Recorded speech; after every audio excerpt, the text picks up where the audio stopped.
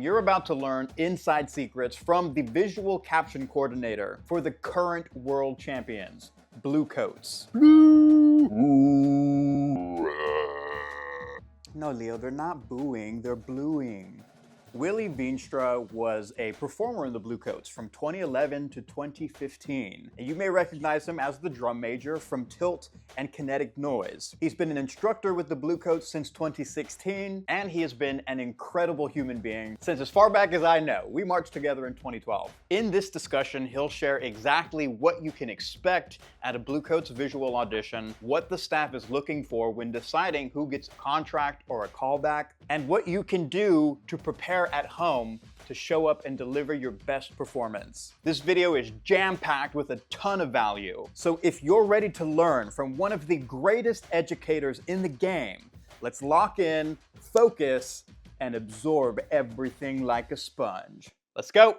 Let's say it is visual audition time at the camp. What can somebody expect is going to be one of the first things that they do? The beginning of camp is slow roll, like we'll have plenty of stretch time, get used to things. At some camps, we have a mix between our movement caption. Our caption head of the movement is Samia Mooney, Samia Vanderkoff now. She does a lot of dance training and improvisational training and performance training with our group. And so again, it just depends on what camp we're at. Sometimes we'll do a mix of those things. Sometimes we'll just do a couple of this or that, but it really slow rolls. But once we get into it, our visual auditions are individual based. We'll bring the student in and we'll say, hey, I want you to do forward 8, hold 4, forward 8, hold 4. Just do it a couple times at this tempo. All right, cool. I want you to do the same thing backwards. And is it lined? When they do that, are they on a field or any type of like line thing, or is it just open space and they're doing open space? The actual training we will either do on a field, or we have this really cool tarp that we built for our preseason camps where there'll be yard lines and all of this stuff. We'll do a bunch of stuff there. But when it comes to the individual audition, we just want to see your movement skills. Like we will go into the cafeteria, wherever space is open for us, and we'll say, sweet, low stress, why don't you just take a couple reps forward and backwards. And if someone messes up, all good. Why don't you start it over again? Here we go, 5, 6, and we'll just go through the audition in a little bit more intimate style where hopefully it's not as stressful. Like sometimes playing in front of everyone and this big group, it can be stressful, but even the individuals, I understand that can be stressful, but it's meant to be just, hey, just show me what you can do, show off. For the initial audition camps, we just do marching stuff.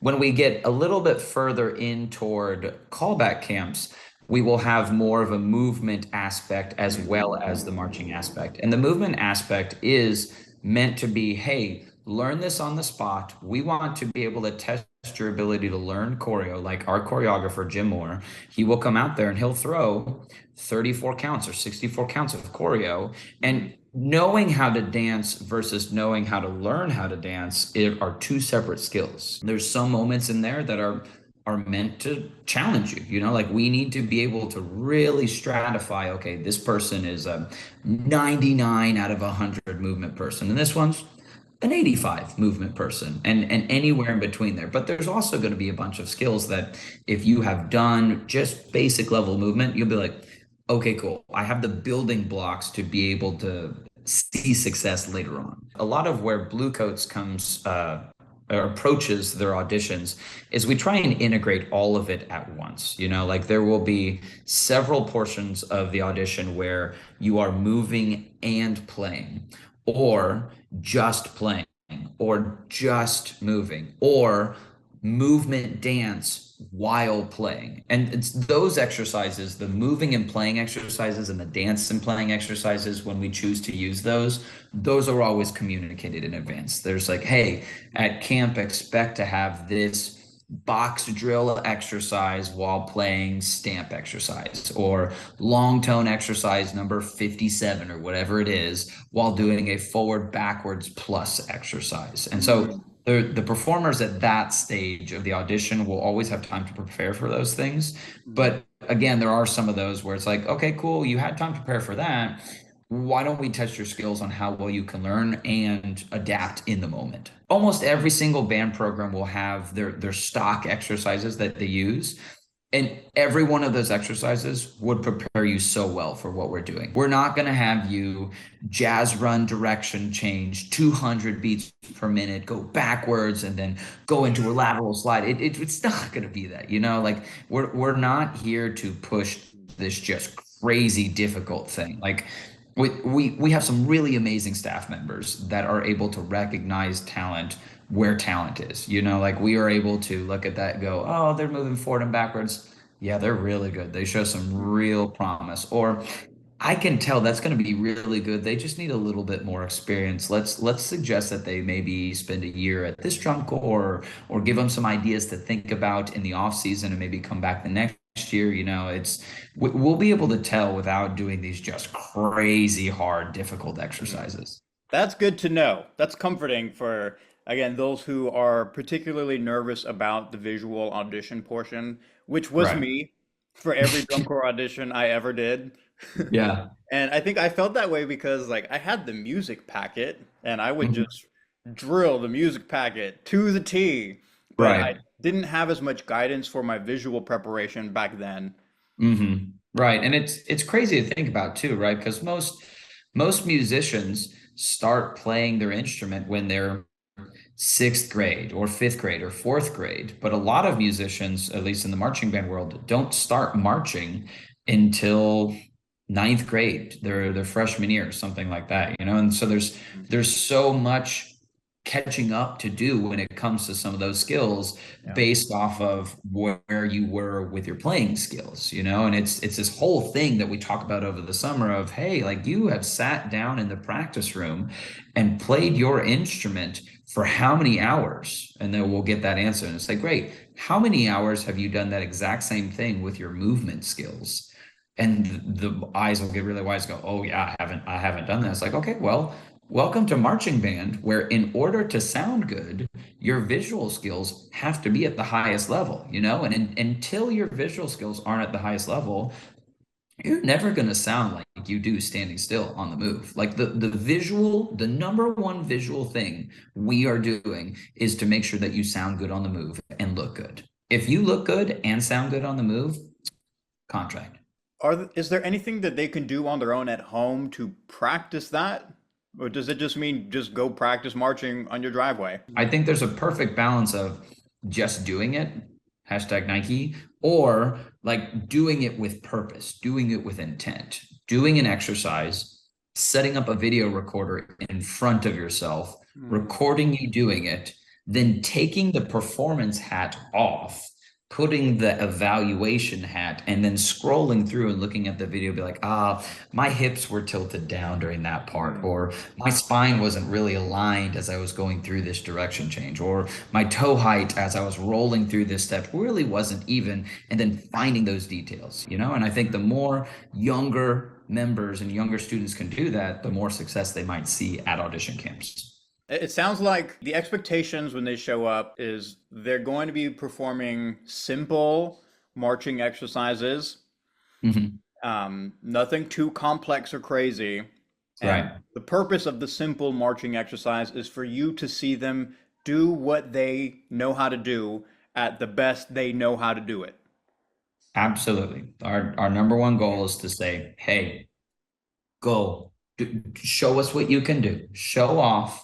If you're showing off is exactly what we want, great. If you're showing off isn't exactly where it needs to be right now for what we deem as our standard, here's some things that you can think about once you go work on them. Are there any specific traits or characteristics that you're looking for as they're auditioning?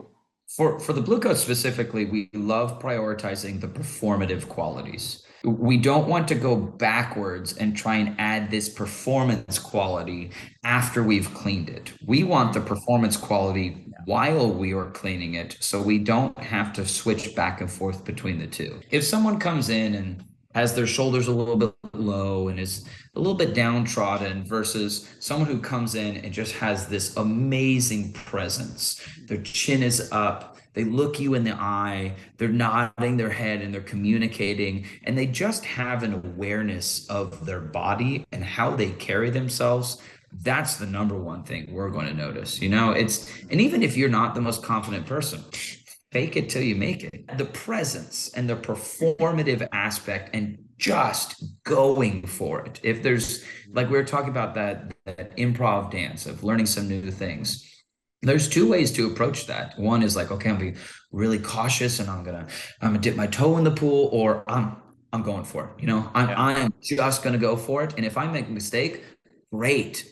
I'm gonna learn from that mistake. Can you define any specific things that you see that determine if someone is ready for the contract? You've mentioned they have that strong presence, the chin is up, there's no hesitation, they go for it. Is there anything else to that, or is it that simple? There's three things: timing, posture, leg shape. And it's in that order. It goes exactly in that order, and it's that easy. Can you be in time? And we're not talking about putting your foot on the downbeat. We're talking about, are the crossing counts in time? Is the momentum in between every single downbeat exactly in time? If I took your downbeats and split it into 16 parts, is the 7th 16th going exactly the same speed as the 12th 16th? Like, do you have control of time and space? The second one relates to that performative quality, posture. Do you understand how your body parts relate to your other body parts? We sometimes do some isolation exercises, we do some posture exercises, and those that know it start to stand out against some of those that need a little bit more experience. And it's all of the body parts. It's how your ankles align with your hips, how your hips align with your lower lumbar system, what your shoulder blades are doing, what your neck is doing, and what the projection up here is doing. Timing, posture, and then the leg shape, and that is the last one. That is the last thing that we focus on is, can you get the shape of the leg that the Bluecoats use over the season? This much knee bend, or keeping the heel low, or lifting up the spine so the leg can pass unimpeded. Hips higher, heels lower. Maybe those somewhere. I like those that. are the trade secrets. So I would like to end with one last question here. Yeah, for sure. If younger Willie was auditioning for the Bluecoats this season, how would younger Willie prepare for his visual audition? Younger Willie, if he was told one thing that would set him up for success, would be just go for it. There is one for sure way that you are never going to make a drum corps, and it is the only for sure way that you're never going to make a drum corps: by not going to an audition camp. That is the only for sure way that you are never going to make a drum corps. You just have to put yourself out there and be vulnerable. Say, let me try it. Let me go out there and let me try with everything that I possibly have, with the very real distinct possibility that you don't make it that year. Accept it, learn, and grow into the new thing. All right. I hope you enjoyed this discussion with Willie. If you found value and learned something in this video, please show your support by dropping a like down below. And if you have any questions that weren't answered, drop them down in the comments, and feel free to let me know what you want to learn more about, or some people that you would want me to interview on the channel. If you haven't joined the Forte fam yet, hit that subscribe button so that you stay locked in with the latest and greatest marching band tips. We got a lot of value coming up. Thank you so much for watching. I'll see you next time. Ready and break.